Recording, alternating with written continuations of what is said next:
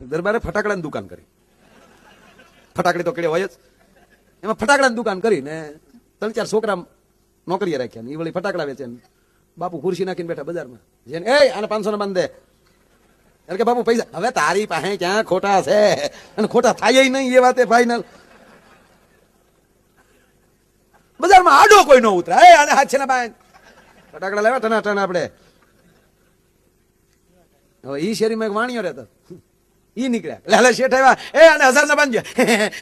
જય શ્રી કૃષ્ણ નારાયણ નારાયણ બાપુ અમે વાણિયા જૈન. અરે કે પણ જૈનો જૈન ફટાકડા લાવ્યા.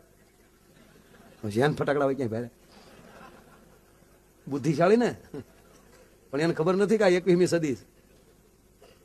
બાપુએ કીધું હોય જ ને ધંધો લઈને બેઠા જૈન ફટાકડા ન હોય.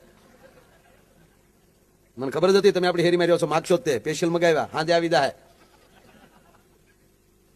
5000 નું બિલ મોકલ્યું અને આખો દી ઓલા છોકરાઓને બેહાડી દીધા. કાગળની ભૂંગળીને વાટ્યું ભરાવી દીધું. કાગળની ખાલી ગંધરો ફગીની એટલી કાગળની ભૂંગળીને ખાલી વાટ્યું. કાગળની ભૂંગળીને વાટ્યું. 5000 નું બિલ મોકલ્યું. 5000 આપી દો આ જૈન ફટાકડા.